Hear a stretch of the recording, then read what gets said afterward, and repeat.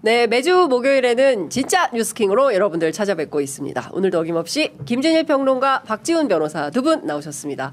어서 오십시오. 예, 네, 안녕하세요. 네, 오늘 너무 깔끔하시다. 오늘 재판 있으세요? 아니 좀 방송? 예. 유독 오늘 차림이 날씬해 보이고 네. 좋으시네요. 네. 자, 답답한 날들이 이어지고 있지만 저희가 또 연대의 마음으로 함께해 주시는 광고주님들 계시기 때문에 저희가 또 취재 편의점 살림살이를 위해서 광고 읽고 지나가도록 하겠습니다. 벤스랩에서 만든 효자손큐 초록잎 홍합 크림입니다.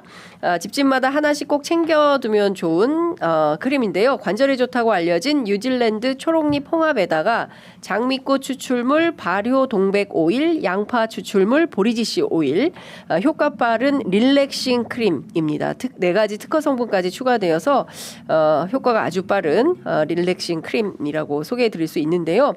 허리, 어깨, 무릎이 불편할 때마다 쓱쓱 발라주시면 시원한 쿨링감과 함께 뻣뻣하고 뻐근한 곳이 싹 풀리고 편안해집니다.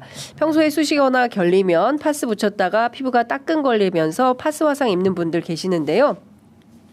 이 제품은 따갑거나 가렵지 않고 피부 진정 및 보습 성분이 들어가 있기 때문에 피부가 약한 분들께도 굉장히 좋다. 이런 말씀 드리겠습니다.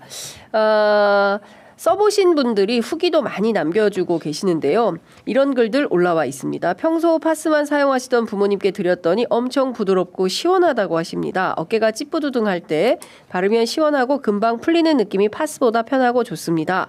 그리고 간편하게 바르기만 하면 찜질하는 듯한 효과가 바로 나는 것 같아요. 이런 글들 오시고요.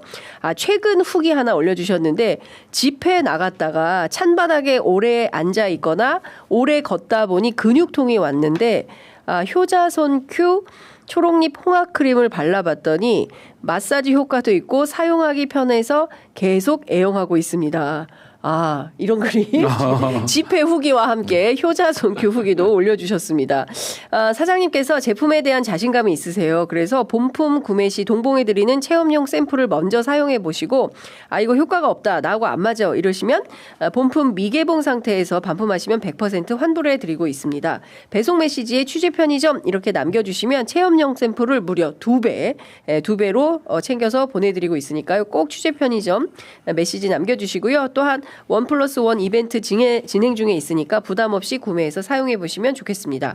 구매 방법은 유튜브 더보기창 그리고 고정 댓글 링크 클릭하시거나 네이버에서 베니아몰을 검색해 주시면 되겠습니다. 저희들 많이 도와주시는 효자손큐 크림입니다. 여러분들 집회 나갔다가 찬바닥에 오래 앉아 계시면 찌뿌드둥 하실 때 발라보시면 좋을 것 같다라는 말씀을 드립니다. 내가 오늘 출연료 대신에 이거 가져가야 될 것 같아. 진짜 농담이 아니라 뭐 제가 다른 방송에서 좀 얘기도 했는데 제가 되게 많이 아파요 지금.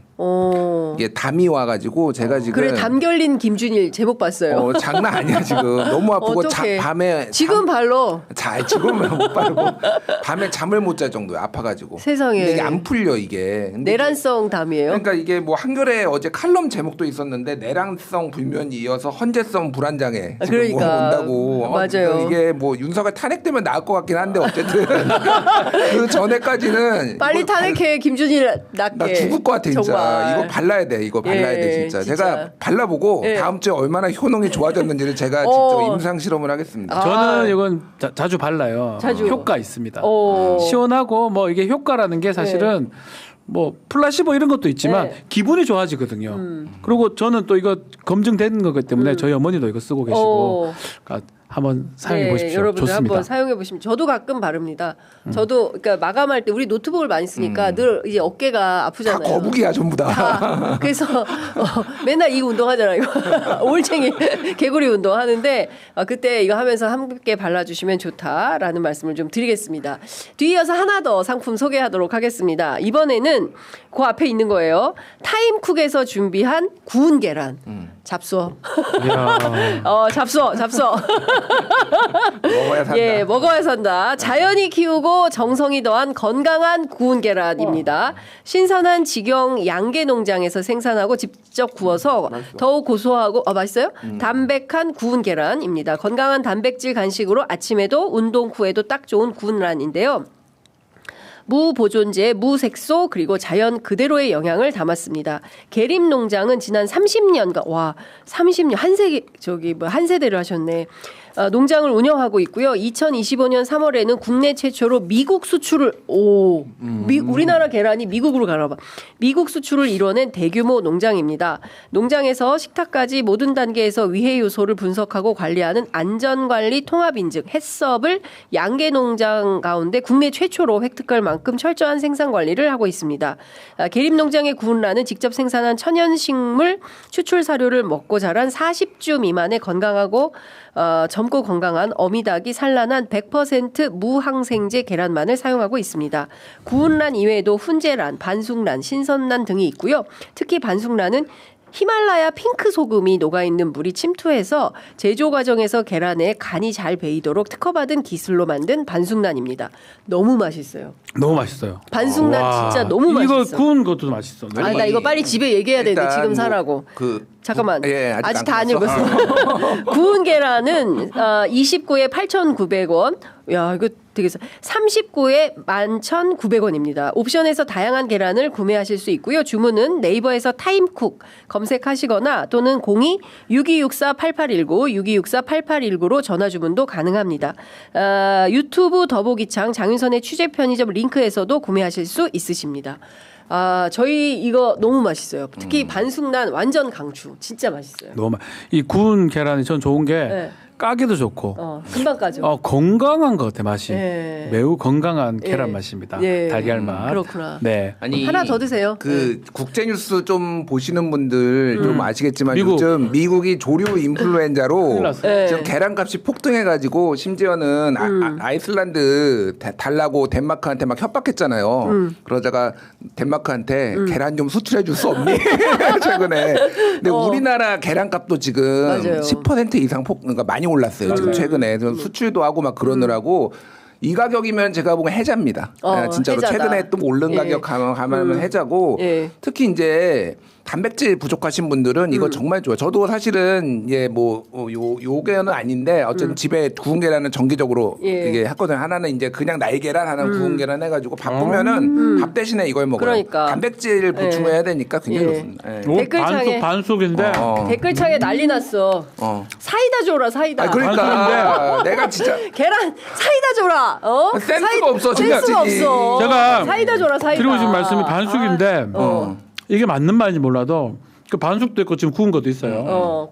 여러 가지가 섞여 양념이 돼 있어. 그러니까 히말라야. 짭짤해. 잠깐 이거 내가 판에 갈르게 이렇게 맛있어.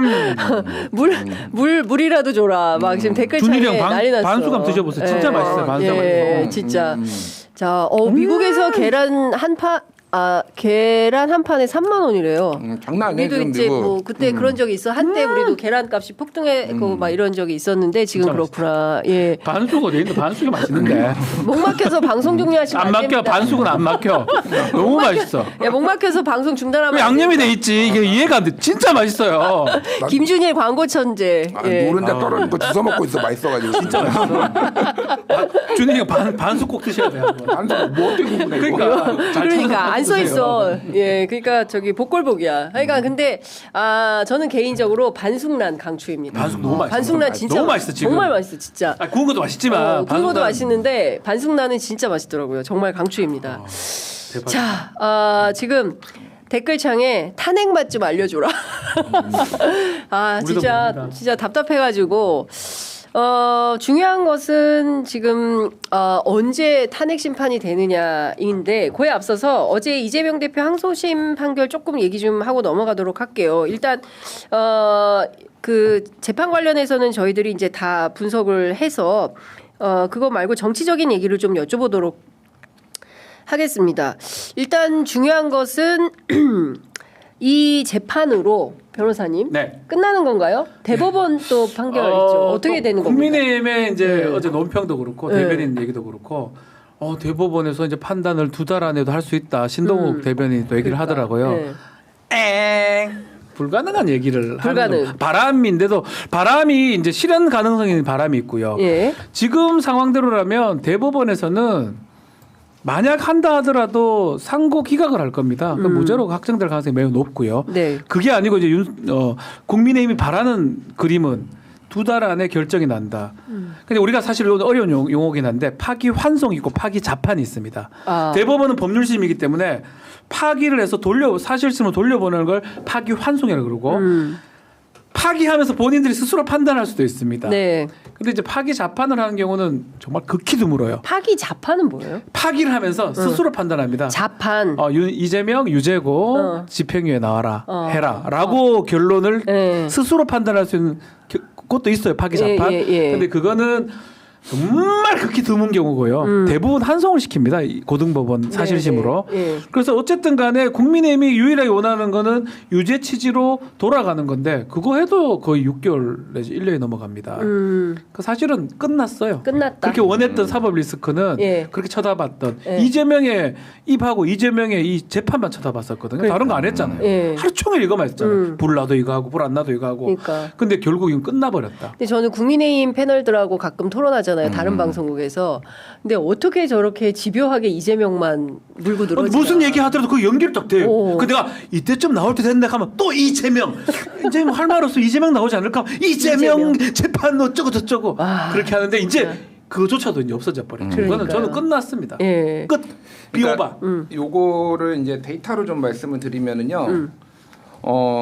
이게 이제 이데일리가 분석을 한 건데 지난 3년간 2021년부터 2023년에 형사 항소심 판결 결과를 분석을 했는데 일단은 2심에서 무죄가 나왔는데 대법원에서 이거를 파기 환송이나 파기 자판 뭐 포함해서 파기한 것이 3.7%. 3.7. 네, 3.7%니까 웬만하면은 이게 법률심이니까 말씀하신 대로 뭐 새로운 증거를 가져오거나 뭐 그런 게 아니잖아요. 뭐 새로운 증거를 할 것도 있을 것도 없고 그러니까 이거는 웬만하면은 이제 바뀌지 않는다라고 보는 게 맞을 것 같고 뭐 기간도 역시 뭐 이제 그 기간 안에 나기는 좀 어렵고 저는 뭐 앞에서 설명했다지만 짧게 말씀드리면은 그러니까 이게 이 공직선거법의 취지라는 거를 이제 이 2심 재판부가 인정을 했다라고 이제 보는 게 중요한 것 같아요. 그러니까 이게 대법원에서도 바뀌지 않을 가능성이 높은데 뭐냐면 공직선거법은 이를테면 경력, 학력, 재산 뭐 이런 거 있잖아요. 이런 거를 거짓말을 하면은 이게 큰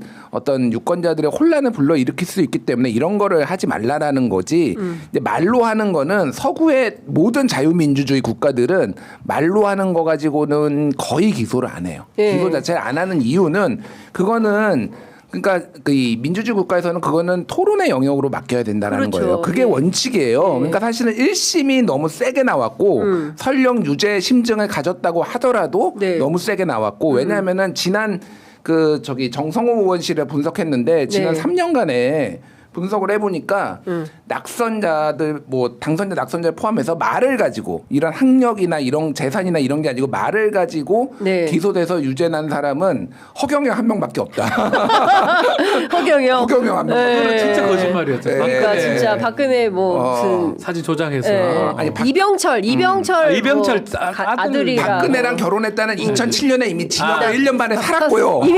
나왔다가 2020년에 또 걸린 거야. 그러니까 그만하자 이제 악질적으로 그러니까 제가 그런 거 아니면은 다 이제 이렇게 사상의 자유시장에 맡기라는 그 대원칙을 확인을 한 거고 저도 뭐 제 방송 보신 분 알겠지만 저는 일관되게 이거는 무리한 기소다라고 얘기를 했어요. 저는 그래서 이거를 사실 1심에서 무죄 날 거라고 다 예상했었잖아요. 무죄 아니더라도 100만 원 이하로 날 거다. 그러니까 제가 이런 거를 해볼 때는 뭐를 해보냐면은 저는 어쨌든 이제 정당에 소속된 사람이 아니니까 여기에 다른 사람을 대입해 봅니다. 예를 들면은 권성동이라도 내가 그러면 이거를 유죄를 주장할 수 있으면 저는 권성동이 또 이 얘기를 했더라도 저는 이거는 무리한 기소라고 얘기해 무죄가 아니면 어쨌든 100만 원 이하 이 정도 가지고 처벌하는 건 말이 안 돼. 처벌해서 아예 뭐 피선거권을 5년 10년 날리는 거는 말이 안 되고 이제 법원이 그러니까 좀 검찰에 그만 좀 기대자 우리 정치 언제까지 검찰한테 기대 가지고 이렇게 정치할 거냐 조금 그 생각이 들어요. 그러니까요. 그리고 저는 이제 사실은 1심 때부터 무죄를 이제 얘기했었는데 틀려서 사실은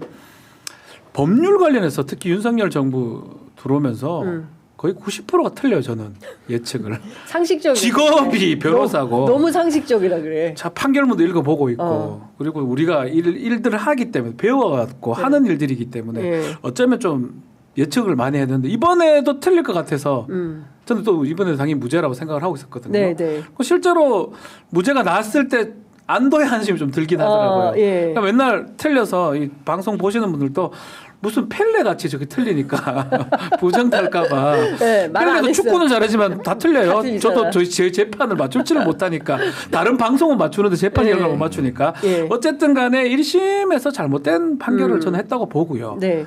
그러니까 그 근원적인 문제는 뭐 재판도 문제지만 근원적인 문제는 김준일 평론가 말씀하시지만 검찰의 무리한 기소예요. 그러니까 결론적으로 이렇게 결론이 났지만 사실은 우리가 아직 생각해봐야 되는 게 어떤 지금도 보면 공소 사실을 또 아직까지는 애매해요. 이걸 왜 기소했을까? 네. 이게 뭐라고? 뭐가 그렇게 문제냐고? 예. 선고 끝났잖아. 그러니까. 근데 이걸 했는데 결론적으로는 434억을 토해낼 뻔했어요. 그렇죠. 이거 이게 유죄가 갔으면. 나왔으면. 그러니까 민주국가, 법치국가라는 틀을 이용해가지고 한쪽 정치 세력을 말살시킬 수 있는 엄청 좋은 방법이에요. 딸랑 100만 원 선고해버리면 되는 거거든요. 네 말이 조금 거짓말 같은데? 너 100만 원? 너희 정당 없어져? 이 만드는 방법이거든요. 되게 무서운 거예요. 그게 무서운 거예요. 굉장히 무서운 거예요. 그래서 저는 이번에 이 결론하고 별개로 위헌 제청 계속 했단 말이에요. 예. 그러니까 저 위헌 제청 왜 할까? 저게 아마 여론에 안 좋을 건데 위헌 제청 한다는 게 재판 끌려고 하는 거 아니야 이런 얘기를 했잖아요. 맞아요. 그랬었죠. 근데 이런 부분을 얘기했던 것 같아요. 그러니까 저는 뭐 조심스러운 얘기긴 하지만 만약 정권이 바뀌고 또 다시 국회가 된다면 이거는 좀 손질을 해야 되지 않나. 뭐 100만 원을 문제로 삼는 게 아니고 정당을 없애버릴 수 있다는 거예요. 그렇죠. 434억이면 없어져요. 그렇죠. 없어지죠. 예. 민주당 이걸 돈 어떻게 심지어 냅니까? 어제 국민의힘 뭐 대변인 같은 사람은 뭐라고까지 얘기하냐면 민주당 다 팔아도 380몇 억이라는 거예요. 그러니까 안 되죠. 그래서 10몇 억이 모자라서 이거를 이재명 대표 개인적으로 토해내야 된다. 그러니까 아주 상상의 나래를 엄청나게 근데 펴면서 얘들 주장을 웃긴 하더라고요. 게 지금 이 기준대로 검찰 기소 기준대로라면 윤석열이 김만배 몰랐다는 거고 윤석열이 최은순이 돈 안 그 얘기. 받아먹고 그리고 도이치모터스 안 받아먹고는 거의 99% 유죄입니다. 걔들 기준이면. 지금 제가 없앴자 국민의힘. 국민의힘 너 돈 얼마 썼니 너희들? 거기는 얘들 더 비싸. 없어진다니까? 아니 그래서 저는 그 얘기를 저 변호사님께 여쭤보고 싶었던 건데 이게 선거법에서 허위사실 유포와 관련해서는 당선 목적이 훨씬 센 거잖아요. 네. 낙선자에게보다는 당선자에게 훨씬 가혹한 건데 지금 말씀하신 대로 그런 거 다 따져보면 윤석열이 지금이라도 걸어볼 수 없죠. 지금 걸 수 있어요. 윤석열이 지금 걸 수 있어요? 공소시효가 정지됐어요. 되는 대통령이 되면서 순간. 내란 외환죄만 진행하지 나머지는 정지됩니다. 아 그럼 할 수 있네. 공소시효 남아 있는데. 야 무슨 검사들 데리고 와봐. 그 검사들 불러와서 보여줘 이렇게. 네. 김만배 몰라 똑같아. 김무기 김만배 똑같아. 네. 그리고 돈 안 받았다미. 네. 근데 이 사람은 당선됐어 그것 때문에. 그렇죠. 이재명은 낙선됐고. 네. 낙선된 놈도 낙선된 사람도 기소를 했는데 네. 1심에서는 당신들이 원하는 대로 유죄도까지 됐어요. 그럼 이거 선거법으로 기소할 수 있어요. 저는 해야 된다고 봅니다. 해야 된다. 그 임모 검사, 예. 김모 검사, 예. 당신들 했잖아. 예. 당신들이 해. 예. 하세요. 똑같이. 똑같이 하면 400억 토해내야 돼요. 예. 권성동, 권성동. 권영생.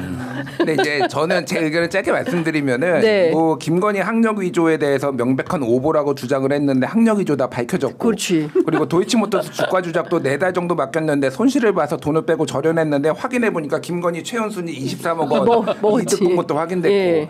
장모 최은순 씨 사기도 예. 10원 한 장 누구한테 뭐 피해본 피해본 적 적이 없다. 없다라고 했는데 349억 통장 잔고증명 위조로 지금 대법원에서 유죄 확정됐지. 그러니까 거짓말 다 맞아요. 예. 근데 저는 사실은 근데 박준 변호사하고 조금 의견이 다른 게 이런 것들 좀 기소 좀 하지 말자. 그러니까 이런 거짓말에 대해서는 팩트 체크를 하고 이게 그러니까 악순환이에요. 이거 기소하면 또 나중에 또 누구는 뭐로 기소하고 그러니까 이런 거는 그러니까 유권자한테 맡기는 게 저는 맞다고. 물론 이거 그러니까 이거에 대해서는 또 뭐 여러 가지 의견이 있고 비난이 있겠지만 이거를 계속 검찰한테만 힘을 실어주는 거예요. 이런 걸로 다 기소하고 서로 그러면은 그러니까 이 불공정하다라고 이제 억울하다고 생각하시는 분도 있지만은 저는 이거를 내란죄로 무기징역 보내는 게 낫지 뭐 이런 걸까지 뭐 다 하는 게 맞나. 네. 이런 거는 이제 앞으로 좀 내란죄만으로도 충분하다. 요까지만 하자. 2심까지만 하고 윤석열 또 요거 2심까지 예. 당한 만큼 하고 당한 만큼 베풀어주고 베풀어주고. 요거 결정 나면 법 바꾸면 돼요. 예. 그다음에 그렇게 합시다. 왜 한 만큼 해줘야지. 그날 일 쳤잖아. 실형 떨어질 거라면서. 네. 해줘요. 그러니까. 해줘서 법원에서 또 요리 판단할 수도 있겠죠. 예, 인식의 차이니까 김만배 몰랐을 수도 있다. 봐줄게. 그러면 바로 나가. 괜찮아. 네. 근데 그 위험에 빠져보라고요. 네. 정치적 기소잖아요. 네. 정치 검찰 행태 아닙니까 이거 완전히. 그러니까 저는 빠져보라고요 그 위험에. 그러니까 이거를 사실은 이런 거예요. 그 뭐라 그러지 이제. 똑같은 타인의 감정을 자신에게 대입해 보면 이런 기소하기가 어려운 겁니다. 그렇죠. 예. 그런데 이제 이런 걸 덮어놓고 하고 너 죽어봐라라는 식으로 대드니까 이제 그 문제에 대해서 많은 국민들께서 공분을 가졌던 것이고 저는 어제 이게 그 재판부에서 100쪽 잘 썼더라고요. 100쪽인데 100쪽인데 금방 한번 여러분들 읽어보시면 좋을 것 같은데 근데 어떤 생각이 드냐면. 이걸 이렇게 미주알 고주알 쓸 일이야?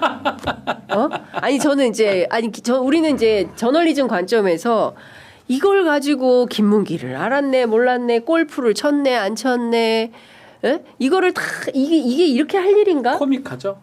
나는 이거 할 시간에 딴 거 할 것 같아. 이거보다 훨씬 위험한 사건이 많을 것 같은데. 정치에 이제 관심은 없는데 이제 하도 이렇게 일들이 일어나니까 저하고 좀 통화를 했었어요. 네. 그럼 결론을 보면서.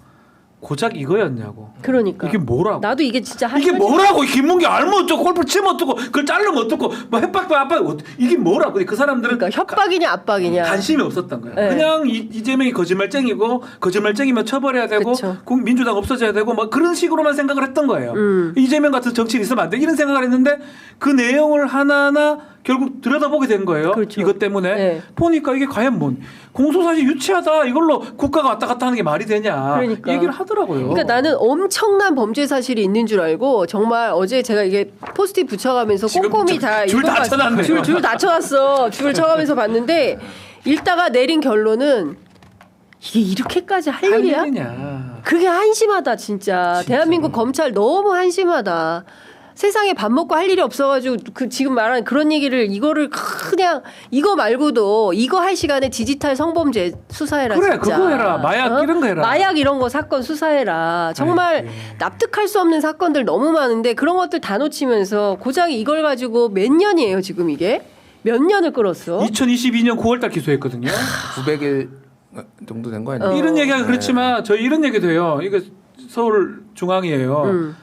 서울 중앙에 가겠다 이런 얘기를 하니까 어떤 의뢰인이 이렇게 얘기해요. 고소하던 사건 접수하는 민사 사건도 다른 데 할 수 있으면 다른 데 좀 해달라고. 중앙 가면 안 되는 거 아니냐고. 그러니까 걱정하지 말고 뭐 다르다 하는데도 지금 보면 중앙검찰청도 그렇고 법원도 이거 오랫동안 이거 판단하잖아요. 1심도 오래 했거든요. 네. 이게 뭡니까? 그러니까요. 그런데 네. 국민의힘 대선 주자들은 앞다퉈서 지금 그 잘못된 결정이다라고 비판하고 있어요. 특히 이제 한동훈 대표 같은 경우에는 이재명 대표에게 거짓말 면허증을 내준 판결이다. 이제 이런 비판하고 그러니까 있거든요. 이게 제가 그 국민의힘에서 비판하는 거는 그냥 정치적 공방으로 저는 솔직히 이해를 해요. 네. 뭐 이런 얘기 있으면 또 비판하고 서로 그런 거잖아요. 근데 이게 예를 들어 보면은 트럼프가 거짓말을 대통령 때도 예전에 퇴임할 때 1차 트럼프 1기 때 퇴임할 때 그때 워싱턴 포스트가 분석했는데 거짓말을 재임 기간 동안 4만 번 했대요. 트럼프가 숨 쉬듯이 했네요. 숨만 쉬면서 거짓말을 계속하는 거야. 하루에도 예. 막 근데 후보 시절에도 계속 거짓말을 했어요. 근데 트럼프를 기소를 안 하잖아요. 그러니까 기소를 안 하는 거는 그거조차 언론들이 또 실시간으로 팩트 체크도 해주고 틀렸다 그렇죠. 맞았다 그리고 예. 서로 비난도 하고 예. 지적도 하고 이런 예. 정치의 어떤 이런 서로 상호 견제와 언론의 어떤 기능들을 믿음이제 이게 자유민주주의거든요. 네. 그러니까 한동훈 대표가 뭐 자기의 자서전에서 자기 검사 이력만 뺀다고 검사가 없어지는 게 아니에요. 그렇죠. 이게 딱 그거예요. 그러니까 모든 거는 다 검찰이 판단해야 되고 검찰이 기소해야 된다라는 인식이 딱 박힌 거예요. 네. 거짓말 제조기 뭐 면허증을 준 게 아니라 그거는 국민들이 판단합니다. 그 상황에서 그렇죠. 왜 이거를 이런 식으로 접근을 하나요? 그러니까. 네. 예. 그러니까 진짜 말씀 주신 대로 이제 정치의 사법화가 도를 넘어가지고 전부 검찰에 고발하고 그다음에 법원의 판결을 기다리고 이거 말고도 이재명 대표 사건 아직도 줄줄이 많이 있잖아요. 그러니까 이런 것들을 보면 저는 정치가 올바르게 서서 정치 안에서 해결하고 결정해야 되는 것들을 못하는 거예요. 검찰이 제대로만 작동하더라도 사실은 이걸 기소를 했겠습니까? 네. 우리 좀 전에 말이죠. 공론의 영역이에요. 거짓말을 했다면 그렇게 심판을 하는 거예요. 언론에 심판을 하고 선거에 심판을 받는 거고 우리 공직선거법 이 허위사실 공표죄는 딱 정해놨어요. 학력을 속이면 안 되는 거 이거는 처벌해야 되는 거 아니냐. 네. 다른 거 속이는 거 뭐 아니 과장하거나 이런 것들은 그 토론하는 과정에서 공공의 영역에서 판단하면 돼요. 우리가 저 거짓말쟁이네 쟤 안 뽑아야지 이러면 그만인 거예요. 언론에서 하는 거고. 근데 우리 법이 하는 거는 뭐냐면 학력, 경력, 어떤 행위 이런 거짓말하는 건 안 맞다. 네. 그 선거에 영향이 미칠 때 그걸 한다고 해놨잖아요. 네. 근데 그걸 또 저렇게 한다면 본인이 그때 한 법무부 장관한테 기소한 거 아니에요? 맞습니다. 책임져야 되는 거 아닙니까? 네. 그리고 관련해서 홍준표 시장 뭐 등 뭐 모든 여권의 대선 주자들이 다 릴레이 비판을 하고 있어요. 아니 그 홍길동 판결이나 오전에 네. 승복 좀 해라. 그러니까 바로 승복 안 해. 아무도 승복 안 해. 너무 웃긴 거야 진짜. 네, 그러니까 안타까워요. 근데 얘들이란다. 네. 국민의힘 쪽에 정치 잠룡들이라고 할 수 있는 사람들뿐만 아니라 정치 세력들이 이제껏 이재명 요 사건만 보고 달려왔어요. 그러니까 사실은 진작에 바꿨어야 되거든요. 패턴이나 한동훈도 마찬가지예요. 한동훈, 뭐 홍준표 뭐 다 똑같아요. 이재명 입이나 이재명의 이 사건만 봤는데 정말 여기 기대면서 네. 막 고사를 지내서 기대를 네. 했을 겁니다. 네. 법정 구속되면 제일 좋고 네. 최소한 100만 이상 나와가지고 네. 그걸 바라보고 했던 것 같아요. 그러니까 당황한 것 같아요. 너무 당황했어요. 당황하셨어요. 거의 장난 아니게 이거는 당황한 것 근데 같아요. 이러면 정치 세력들은 네. 빨리 노선을 변경해야 돼. 이건 바뀔 수가 없다고 제가 급변침해야 된다고 근데 보는데 못 돌아가는 게 내가 봤을 때는 이번 주까지다. 이번 주까지는 이렇게 자충우돌 하다가 다음 주나 되면 예. 이제 더 이상 얘기를 안 할 것 같다. 어때요? 여권 기류가? 충격과 경악 뭐 이런 진짜로 그런 진짜 표현을 쓰신 충격, 분이 경악. 있어요. 예. 어제 제가 한 분 제가 진행하는 라디오에 모셨는데 예, 그분이 예. 그 얘기를 하는 충격과 경악이라고. 예. 그러니까 진짜 생각을 못했던 것 같고. 예. 아니 뭐 저는 뭐 정치인 반대 진영의 입장에서 뭐 유죄 나와라 기도할 수도 있죠. 뭐 그건 네. 할 수 있는데 제가 좀 중요하게 보는 거는 좀 자기들도 잘하고 비전도 보이고 네. 뭐 이러면서 해야 되는데 오직 지금 내용이 없잖아요. 그러니까 본인들이 뭘 하려고 하는지 뭐 맨날 탄핵 기각 얘기나 하고 있고 뭐 앞으로 국가를 어떻게 경영할지 뭐 이런 거에 대해서는 없고 그냥 오직 사법 리스크 하나만 천수답처럼 비 오냐 안 오냐 지금 예. 그런 것만 하고 있는 게 좀 한심하다 개인적으로. 예. 지금 권성동 원내대표가 결정적 고비마다 이재명을 살려준 법원 스스로 권위를 무너뜨렸다. 자기가 스스로 어제 한 얘기를 오늘 뒤집어 엎어버리는 거 아니에요. 결국은 승복하지 않는 거잖아요. 이거 법원의 결정을. 9시에 얘기했던 얘기하고 지금 다른 그러니까. 오늘 9시 다른 얘기 또 해버렸네. 그러니까. 하루 예. 좀 지나서 그 얘기를 바꿔버렸는데 네. 이제라도 정치 세력이라면 노선을 잡아야 되거든요. 이재명 이런 것만 보고 처음부터 이래서는 안 되는 건데 네. 이거가 안 됐을 때 플랜 B도 있어요. 저는 사실은 제 주위의 변호사들이나 법조인들은 대다수 이 기소가 무리한 기소고 네. 무죄 내지 공소기각을 받습니다. 근데 저쪽 사람들은 왜 생각하는지 몰라도 그런 생각들도 안 하고 지금 있었다는 거예요. 네. 저는 사실은 무죄가 이건 정상적인 판사라면 당연히 무죄한다고 저는 봤었거든요. 네. 근데 왜 그런 준비를 안 하고 지금까지 하고 있냐고요.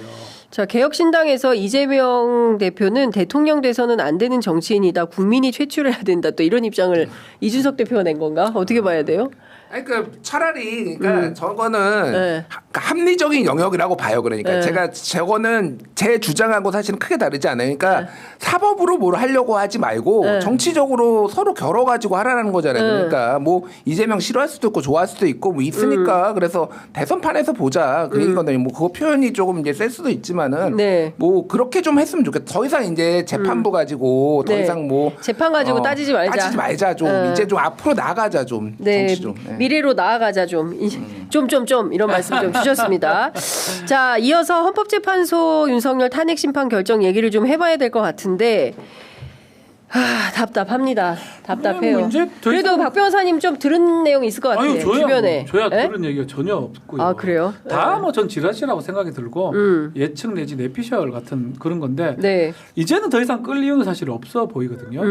또 하나 확실한 거는 제가 이제 법률가로서 좀 말씀드릴 수 있는 거는 직위원회 구속 취소 판결 결정이 사실은 되게 충격적이었잖아요. 맞아요. 그때 제가 계속 확인했던 게 이게 독자적 결정이었나 아니면 어떤 외부적 그런 게 있었냐 그건 확인했는데 제가 내린 결론은 직위원 재판부가 그냥 결정한 거예요. 아무도 모르게 그 시점에 그때 저는 이게 그 결정이 타당하진 않다고 생각이 들고 그 후에 즉시항고 없었던 것도 되게 안 됐다고 봤지만 이 양승태 이후로는 그 사법농단 이후로는 재판부가 법원 행정처나 위에서 뭐 간여를 못 하는구나 이런 생각이 있었고 그래서 이번 이재명 2심도 나쁘게 생각하지 않았어요. 그러면 재판부에서 결정할 거면 법대로 할 거고 법대로 하면 무죄날 수밖에 없다라고 결정을 내렸거든요. 네. 그래서 그런 것들이 지금 작동하고 있는 상황에서 헌법재판소가 이번에 뭐 어떻게 보면 4대 1대 1대 2 그러니까 1은 뭐냐면 기각인데 이상한 완전 기각, 완전 다른 김복형 기각. 예. 그걸 보면서 헌법재판소가 어떤 외압보다는 스스로 결정을 하고 있는 게 아닌가라고 저는 생각이 들거든요. 제일 무서운 게 어떤 외압 이런 것 때문에 다른 결정을 할까 이런데 저는 뭐 조심스러운 얘기긴 하지만 이제는 시간 다 됐고 오늘이나 내일 선고 고지하고 월화 수 아니면 늦어도 다음 주에는 결정이 날 것이다. 더 끌 이유는 없다. 이 생각이 듭니다. 근데 우리 예측이 또 계속 다 틀려가지고. 이때까지 계속 틀려가지고 할 말은 없는데 그 이유 중에 하나가 이 이재명 재판이었거든요. 네. 이재명 재판을 보고 결정을 하려고 하면 안 되는데 네. 절대 그래서는 안 되는데 네.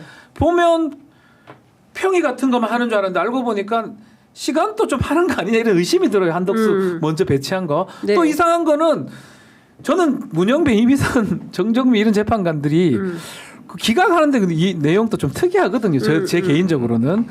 며칠 전에 8인이 전원으로 거단쟁이 했던 거하고 달리 봤던 것도 이상하고 약간 정치적이나 어떤 이런 것들이 좀 가미되는 거 봤을 때는 이제는 정치적 부분은 제거됐다고 생각이 들고 그렇다면 뭐 그게 옳고 그름을 떠나서 현실적으로는 이제 난다. 더 이상 끌 수는 없다. 이제 무조건 보세요? 난다. 무조건 난다 이제. 그러니까 저도 하도 틀려서 그런데 저는 좀 일찍부터 4월설을 얘기를 했어요. 가능성 배제할 수 없다. 근데 여러 가지 제가 그때 뭐 한번 4가지 정도 얘기했는데 인용 기각 경론설, 증거 채택, 이견설 맞아. 그리고 이제 탄핵 심판, 선고 그러니까 순서 정리설 그리고 이제 마지막에 이재명 2심 연계설인데 대부분 하나씩 이제 해소가 되고 있잖아요 지금 이재명 2심도 이제 나온 거고 뭐 탄핵 순서도 이제 한덕수부터 나왔고 그러니까 이제는 더 이상 미뤄야 될 이유가 별로 없어진 거죠 사실은 그동안 충분히 증거 채택과 관련해서도 이견이 있었을지언데 이 정도 시간이었으면 이제 다 정리가 됐을 거다라고 보는 게 맞고. 그래서 이제 저는 조만간 날 거라고 저도 봐요. 근데 4월 첫 주 아니면 둘째 주, 셋째 주까지는 안 갈 것 같고요. 그 윤상현 의원이 11일 얘기했잖아요. 저는 가능성 배제할 수 없다고 봅니다. 예, 둘째 주까지도 저는 보고 있어요. 예. 제가 KBS 라디오에서는 한 10% 정도 얘기했거든요. 둘째 주 정도. 예, 그래서 배제할 수는 없는데 어쨌든 다음 주에 또 보궐선거도 있고 약간 수요일 날 뭐 이런 거 저런 거 감안을 했을 때 근데 이제는 모든 지금까지의 어떤 이 정치적 상황에 대해서 압력이 이제 이재명 2심에도 누님끼리 가 있고 그랬는데 이제는 뭐 진보 보수 할 것 없이 다 이제 헌재로 갈 거예요. 사실 헌재가 이제는 결론을 내려줘야 돼요. 이 혼란한 상황을 더 이상 방치하는 게 맞느냐. 그리고 단독도 하셨더만 보니까 아니, 그 와중에 단독을 했어요. 4월 12일 날 모 헌법재판 4월 그러니까 4월 12일 날 모 헌법재판관이 동창 모임이 아니라 스포츠 대회를 하는데 스포츠 대회에 부부 동반 신청해서 참가 신청서 제출. 그러니까 저는 그거를 보고 헌법재판관에 한가하다가 아니라 4월 10일 이전에 끝나겠네. 그 사람도 그렇게 생각을 하고 진행을 하겠네. 하는 거 아닌가라는 생각. 그렇죠. 사실은 그렇게 분석하는 게 맞죠. 그러니까 그래서 윤상현 의원의 주장처럼 4월 11일 날 하고 11일이 금요일이거든요. 그래서 4월 12일 날 토요일 날 놀러 가시나? 이런 생각을 해봤는데 지금 평의도 거의 없어요. 한두 시간밖에 안 그러니까 끝난 거예요. 사실 예전에 저희는 뭐 좀 전에 뭐 문구를 수정한다든지 완벽한 결정문 얘기를 했는데 그런 건 이제 더 이상 얘기할 필요 없는 것 같고 아마 봤던 거는 이재명 대표 재판인데 재판 나고 그날 고지하기는 뭐 하잖아요. 민망하니까. 그러니까 저는 오늘 내일 중으로 이제 고지해라 그냥 하세요. 더 판단할 것도 없고 아마 이 중에 한 명이나 절차적으로 계속 했던 것 같아요. 아니 근데 꼭 8대0 아니었고. 아니 그거 아니고 한 명이 의견을 안 내면 그만이에요. 앉아가지고 뭐예요?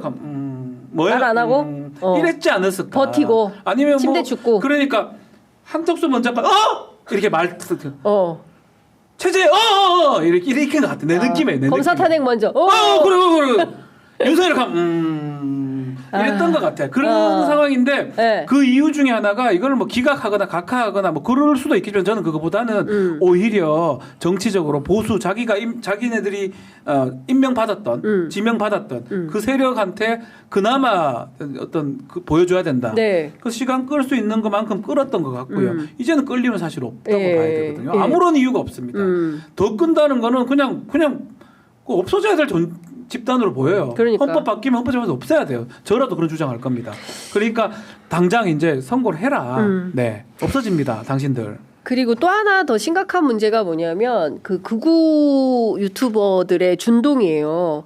아시는 것처럼 그 사실 유일하게 인용 결정을 한덕수 총리에 대해서 탄핵 심판 인용 결정을 내렸던 정계선 재판관 자택 앞에까지 가가지고 그 문영배 재판관한테 하듯이 똑같은 행태를 범하고 있고 이게 이제 확산될 수가 있는 거 아니겠습니까? 이제 그런 측면에서 보면 또 다른 형태의 이상한 테러 같은 게 정치인들을 향해서 또 헌법재판관들을 향해서 그 밖에 다른 누군가들을 향해서 똑같은 방식의 폭력이 벌어질 수 있기 때문에 이렇게 사회 혼란을 방치하는 것은 헌재로서도 제대로 된 역할을 못한다고 비판받을 수밖에 없잖아요. 그럼요. 이미 그 한 2주 전에 이제 문영배 재판관 그 3월 14일 선고서 유력할 때 그 직전에 문영배 재판관 집 앞에서 유튜버들 가가지고 시위하고 네. 다른데 재판관들도 뭐 우리가 가겠다 막 이런 얘기가 나왔었거든요. 네. 잠깐 잦아들었다가 지금 타겟팅이 바뀐 거죠. 그러니까 이번에 한덕수 총리 이제 인용하면서 정계선 재판관 나온 건데, 그러니까 저는 헌재가 이제 구성도 그렇고 어느 정도 사회 구성의 어떤 정파성을 어느 정도는 대변한다고 보지만은 네. 기본적으로 헌법 재판관들은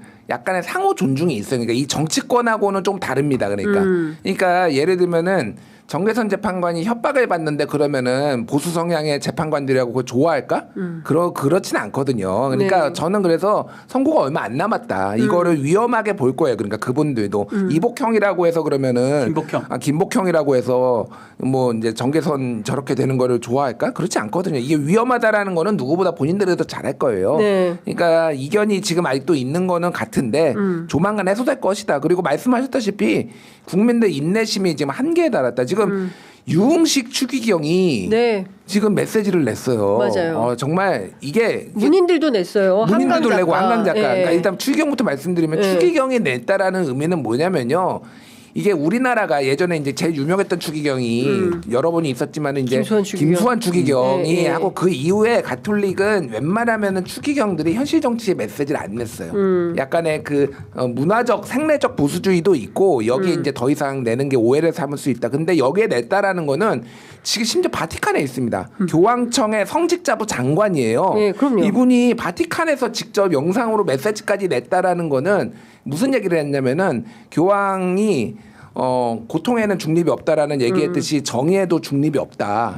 빨리 이 정의 심판을 내려달라고. 그러니까 탄핵 빨리 파면해라라는 얘기만 파면자만 안 썼을 뿐이지 빨리 파면한 얘기거든요. 그러니까 네. 추기경이 낼 정도로 지금 위기 상황이다. 대한민국이 민주주의가. 네. 그리고 작가들 노벨 문학상 작가가 지금 그 수많은 작가들이 낼 정도로 대한민국 위기 상황이라는 거를 헌법재판관들이 알 겁니다. 이제는. 네. 저희가 추기경님 메시지 준비되어 있는데 한번 들어볼 수 있나요? 목소리를 직접 한번 그 메시지를 다시 한번 들어서 헌재를 좀 일깨우고 싶다. 네. 한번 직접 들어보면 좋을 것 같습니다. 정말 고국에서 벌어진 계엄 선포라는 믿을 수 없는 소식을 접하고 참담하기 이루 말할 수 없었습니다. 다행히 국회가 신속하게 계엄 해제를 의결함으로써 국가적 비극으로 치닫는 일은 일단 멈췄고 수많은 국민이 추위를 뚫고 광장과 거리로 나와 함께하면서 탄핵 소추안이 가결됐다는 소식을 들었습니다. 그래서 위기 대한민국을 위한 갈급한 마음을 가지고 헌법재판소에 호소합니다. 우리 안에 저 깊숙이 살아있는 정의와 양심의 소리를 듣는다면 더 이상 지체할 이유가 없을 것입니다. 그러니까요. 양심의 소리를 좀 듣고 온 국민들이 제가 늘 전하지만 지금 다 생업을 포기하고 광장으로 나오시는 분들이 너무 많고 저는 그 볼 때마다 대학생들이 영어 원서를 그 광장에 앉아가지고 막 숙제, 과제를 하고 있더라고요. 그래서 왜 집에 가서 하지 여기서 하냐라고 하니까 여기를 떠날 수가 없다는 불안해서. 그러니까 그런 친구들이 이제 지난 겨울에 한남동, 그 다음에 그 남태령 뭐 이런 데를 지켰던 그 청년 학생들이에요. 근데 저렇게 교황님까지도 나섰는데 이걸 헌재가 계속 미룬다. 네. 저는 너무 또 결론은 저는 바뀔 리는 없다고 봅니다. 뭐 자꾸 이런 얘기도 하는 것도 그렇고 막 지쳐. 6대 2고 5대 3의 나발이고 이런 자꾸 하는데. 그 헌법재판관들 결정문들을 읽어보면 뭐 김복형이 좀 이상하다고 하지만 그 나름대로 이유가 있어요. 또 각하했던 그 두 사람 조한창이나 정영식 같은 경우 좀 한덕수 기준입니다. 그런 학설도 사실 있어요. 다만 윤석열이가 한 짓거리에는 학설 자체가 없습니다. 안 쓰면 안 쓰지 쓰고 나서 결정문을 쓰고 결정문 무조건 씁니다. 어떤 의견이든. 네. 이거를 기각하거나 각하할 수는 있는 방법은 저는 없다고 보거든요. 그렇게 한다면 그 사람은 사람도 아니고요. 뭐 저는 없다고 봅니다. 그렇기 때문에 더 이상 끌 이유도 없고 이제는 선고를 해줘야 돼요. 해라. 해주세요. 해주세요. 해세요. 제발 좀. 네, 해주십시오. 네, 그 이제 앞서 우리가 이제 한강 작가 얘기도 했었는데요. 매일 뭐 저희가 드리는 말씀입니다. 윤석열 파면은 보편적 가치를 지키는 일이다. 그러니까 많은 시민들이 일상으로 돌아가고 싶다, 일상의 회복을 외치고 있어요. 봄이 되면 야구 보러 가고 싶어요. 이제 우리 무슨 동아리 활동 이런 것도 하고 싶어요. 근데 엄마들은 그런 얘기도 해요. 봄이 왔는데 아직도 옷 정리를 못 하고 있다. 나가야 되니까. 나와야 돼. 주말마다 나와야 되니까. 막 이제 마트 좀 가자. 마음 편히 주말에 여행 좀 가자. 이런 말씀들을 하시는 거예요. 근데 이게 불안하기 때문에 사람들이 돈도 안 써. 그러니까 자영업자들은 더 죽을 맛이고 이런 상황이어서 큰일인데 어제 아시는 것처럼 전농에서 트랙터 행진이 있었잖아요. 네. 그리고 오늘은 민주노총에서 총파업을 합니다. 그리고 대학 청년단체에서 동맹휴강도 예고돼 있고 민변 변호사들이 옛날 87년 6월 항쟁처럼 변호사 행진을 한대요. 양복 입고 구두 신고. 박 변호사님도 하세요? 저 민변 아닙니다. 민변 아니야? 민변 아니야? 뭐 아니면 안 됩니까? 아니 민변인 줄 알았어요. 아니 왜요? 근데 이제 이런 것하고 그리고 또 극우 집회도 또 있잖아요. 네. 소년보, 전한길 친구까지. 전한길 친구 나섰어. 의절하신 분. 내 장례식에도 오지 마. 그 상당히 큰 거거든요. 네. 이거 보고 있을 텐데 너 내 장례식에도 오지 마 이렇게 한. 근데 이런 막 이게 사회 갈등 커지고 이런 건데 이제 헌재 재판관들이 어느 쪽에 좀 가중치를 둘 거라고 전망하세요?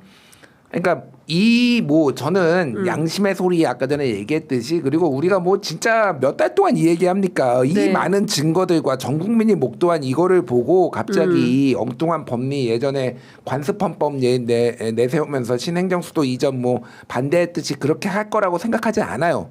않고 당연히 다만 계속 얘기하는 거는 지금 막 절박하잖아요, 사람들이. 이게 지금 생업에다 팽개치고 이게 또 광장에서 얼마나 또 부딪히거나 뭐 여러 가지 가능성들이 있잖아요. 그러니까 헌재는 어쨌든 나라를 생각하시는 분들이고 헌재를 만든 1987년에 만든 이유는 이런 갈등이 너무 파국으로 가기 전에 판단을 해가지고 모두가 그 권위를 존중하고 그러니까 우리가 헌재를 그동안 그렇게 존중하고 우리 장윤성 기자가 그렇게 취재력이 뛰어남에도 불구하고 헌재 주변에 잘 안 가고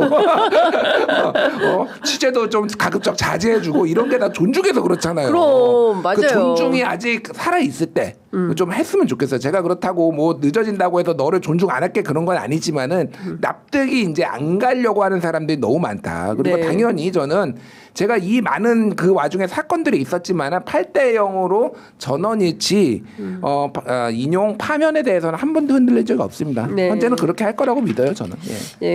그 보수 논객들도 나섰어요. 여기 뭐 평범한 시민들뿐만 아니라 보수 논객 대표적인 보수 논객 조갑재 닷컴의 조갑재 대표 그리고 이제 박근혜 국정농단 사태 때 이제 인터뷰했었던 정규재 전 한국경제신문 논설위원도 이재명은 처음부터 무죄였다. 윤석열 거짓말 좀 생각해봐라. 네. 이런 얘기까지 하면 아까 이제 박주민 김진 아나운서요. 그러니까 중앙일보 민주혁명 날 거라고. 그분도 사실 저는 그분이 정말 거의 유일하게 이번에 그 논리가 맞다고 거기서 8대0 얘기를 하시더라고요. 세 분이 어쩌면 좀 이런 말씀 드리기 그렇지만 제대로 된 보수가 아닌가 이 세 사람이 그 생각도 들어요. 뭐 진보라 할 수는 없는 거고 그렇다고 이분들이 경계하는 거는 말도 안 되는 대한민국 상황 자체를 경계하고 있구나 이분들이 그 생각도 들더라고요. 네, 그러니까 저는 뭐 다 떠나서 양심의 소리를 외면해서는 안 되고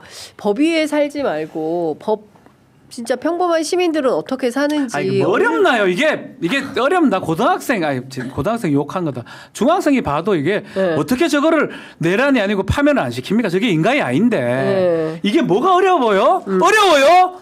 서울 법대 나온 재판관님들? 그게 이렇게 어려워요? 아유, 내가 화나서 그래요. 이게 뭐가 어려워요? 이제껏 제가 존중하고 뭐 결정문 때문에 그럴 거다 얘기를 했는데 이게 뭐가 어렵습니까? 뭘 끌 이유가 뭐가 있습니까? 뭐가 어려워요? 하나도 안 어렵잖아요. 아휴, 그러니까요. 지금 어쨌든 이제 정치권에서 계속 공방을 주고받으면서 서로 내탓 공방을 하면서 끊임없이 갈등을 양산하는 정치에 대해서 이제 끝내야 된다라는 게 이제 김준일 평론가의 이제 주된 주장인 건데 저는 그 주장이 이제 계속 반복되지만 안 지켜져요. 근데 이제 우리 정치가 윤석열 시대를 종식하면서 좀 새로운 정치로 새로운 단계로 나아갈 때 저는 국민의힘도 좀 새롭게 출발을 해야 되는데 지금 이재명 대표에 대한 비판을 쏟아내는 상황을 보아하니 과연 이 사람들이 정신 차려서 갈 수 있나라는 생각이 좀 드는 겁니다. 이제 오늘 아침 속보가 엄청나게 쏟아졌는데 2심 재판 권영세 2심 재판부 완전히 잘못했다. 사법부 신뢰를 무너뜨렸다.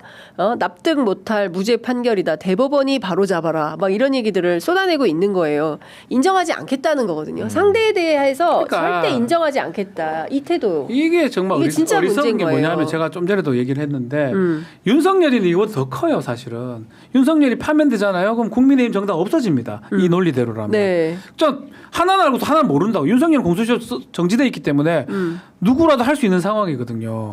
왜 이거를 모르고 이렇게 설쳐대고 또 엉뚱한 얘기를 하는지 답답한 마음입니다. 그러니까 이런 것 같아요. 이재명 거짓말쟁이 프레임을 만들고 그 안에 가둬서 이 사람은 이렇게 역사 속에서 사라져야 되는데 꾸역꾸역 살아오는 거지. 이제 이런 것에 대해서 이 사람들이 당황하니까 막 이런 말을 하면서 어제 한 말 뒤집고 오늘 또 딴소리 하고 어제는 점잖게 승복 얘기하고 오늘은 승복 못해 이렇게 주장을 하고 계속 이런 교란이 일어나는 거다. 그러니까 이런 정치 현상을 우리 국민들이 언제까지 봐야 되냐 좀 촌스럽다. 그때 달라요. 진짜로 뭐 모든 많은 정치인들이 그때 달라요가 시전하는데 좀 이 권성동 뭐 요 분들은 특히 심하다. 예를 들면은 예전에 뭐 권성동에 적은 권성동이다 뭐 맞아, 워낙 많이 권적권. 나왔잖아요. 네. 권적권. 네. 그러니까 본인한테 그 강원랜드 무죄 준 판사한테 우리법 연구의 판사지만은 경의를 표한다 이렇게 했었는데 그 사람이 이순혁 서부지법에서 영장에서 첫 번째 체포영장 발부한 사람이거든요. 네. 또 그때 또 맹비난 합니다. 맞아. 또 그러면서 좌파다 우리법 연구회가 문제다. 그러니까 그냥 막 아무 말 대잔치. 그러니까 일관성이란 게 1도 없다. 예. 그러니까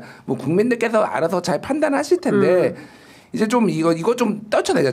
제가 말하는 거는 뭐 비판도 할 수도 있다고 봐요, 솔직히. 그런데 이제 반나절 하루는 넘기지 말고 이제 좀 다른 얘기 좀 하자. 제발. 산불 났잖아. 그러니까 산불 났잖아. 산불 피해 너무 심각하고 방금 보니까 한덕수 권한대행이 행안부 장관 대행 경북에 상주하면서 이재민 지원을 지휘하라라고 긴급 지시를 내렸다는 건데요. 실제로 보면 대한민국 산불 규모 가운데 가장 큰 산불인 거고 네. 벌써 26분이 목숨을 잃었고요. 영상 보니까 무섭더라고요. 와, 예, 정말 뭐 재난 영화 보는 줄 알았어요. 그러니까요. 근데 진짜 우리가 현장을 못 가서 그러는데 현장에 가서 취재하는 기자들 이렇게 전원 들어보면 정말 끔찍한 재난의 상황인데 여기에서 사진을 찍었니 어쨌니 이거 가지고 계속 저는 그러니까 정치권도 특히 이제 국민의힘 정치인들이 그리고 본인들에게 유리한 지역구잖아요. 예?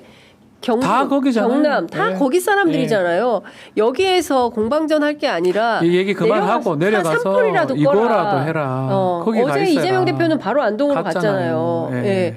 근데 이 사람들 산불 났는데 계속 여기서 이렇게 공방전만 하고 있는 게 과연 진짜 이게 민의에 봉사하는 정치인의 태도냐라는 거예요. 지역 유권자들에 대해서 예? 경북 의성이 제일 큰 피해를 입었다는데 그 지역구 국회의원 누구예요? 이미자요.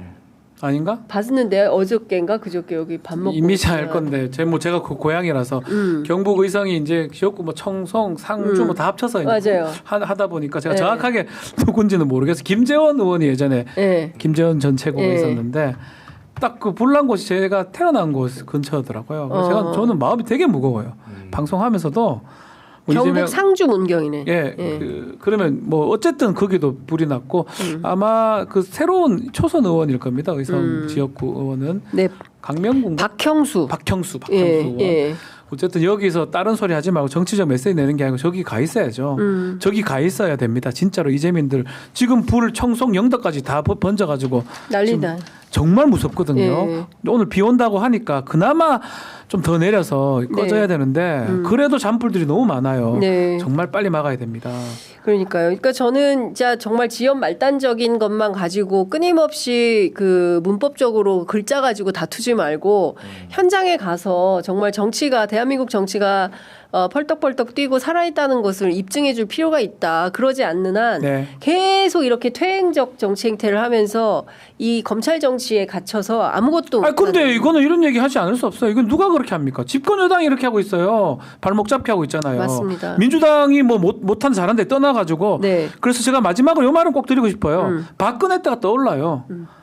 박근혜 한마디도 안 했거든요. 그때 지 탄핵당하고. 거기에다가 헌법재판관들도 되게 보수적인 사람이 되게 많았는데 정말 결정을 8대0으로 했습니다. 딱. 지금하고 비교, 당시에도 정치인들 김무성, 뭐 유승민, 또 국민의힘의 주류 정치인들도 딴소리 안 했습니다. 만약에 박근혜라면 윤석열보다 인기 훨씬 좋고 윤석열 아무도 없지만 박근혜는 팬덤 자체가 있는 사람이에요. 정말 나라가 반쪽납니다. 그러니까 지금 생각해보면 박근혜 사유도 지금 윤석열이 한 짓도 애매해가 결정을 못하고 있는데 윤석열 한 짓도 지금 서울대 법대 나온 사람들이 이게 내란이 괜찮나 이렇게 하고 있는데 박근혜 거 생각해보면 정말 그 사람을 되냐 이런 의심도 들어요. 왜 이렇게 빨리 결정했지? 그러니까 그때랑 너무나 비교가 되거든요 사실은.